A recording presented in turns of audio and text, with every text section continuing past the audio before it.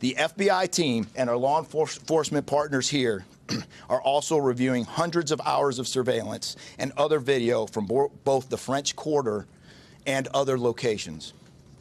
As for a timeline, at this point, investigators believe Jabbar picked up the rented F-150 in Houston, Texas on December 30th. He then drove from Houston to New Orleans on the evening of the 31st, and he posted several videos to an online platform proclaiming his support for ISIS. There were 5 videos posted on Jabbar's Facebook account, which are time-stamped beginning at 1:29 a.m. and the last at 3:02 a.m.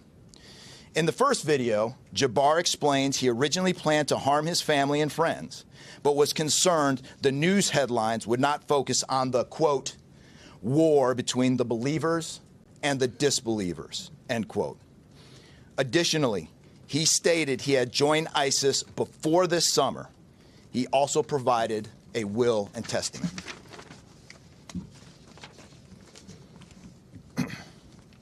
FBI and ATF. FBI. We have a couple different scenes at the location. We have released the scene at Bourbon Street. That scene has been released. We also have a scene off of Mandeville address where we're currently searching that scene right now. FBI and ATF agents have secured that house, and that location is being searched for potential evidence. On New Year's morning, Jabbar opened fire after ramming through a blocked-off area of Bourbon Street, used his truck as a weapon to run over the victims. Teams of specially trained victim specialists, again, as I said, are on the ground here in New Orleans, assisting survivors of the attack and loved ones of the deceased. We do not believe the public is in any danger around any of these locations. 3 phones linked to Jabbar have been recovered, and digital media exploitation is a priority to see what is on the devices and determine if there are any other potential leads. Additionally, we have recovered 2 laptops and are currently reviewing them for any potential leads. Those laptops were recovered at the Mandeville address. Evidence technicians will also be going over the F-150 truck Jabbar was driving.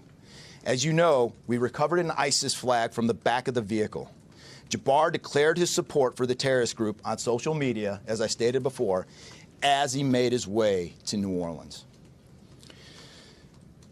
FBI bomb technicians also recovered 2 IEDs in coolers, one from the cross-section of Bourbon and Orleans Street, and the second at an intersection approximately 2 blocks away. There were multiple reports of other devices. Those reports turned out to be misinformation or not actual functioning devices. Those are the only 2 devices that we've been able to recover that were functional. Both devices were rendered safe on scene. We did obtain surveillance footage showing Jabbar placing the devices where they were found. As I said before, 2 other items of interest were determined not to be IEDs. Thanks for watching. Stay updated about breaking news and top stories on the NBC News app or follow us on social media.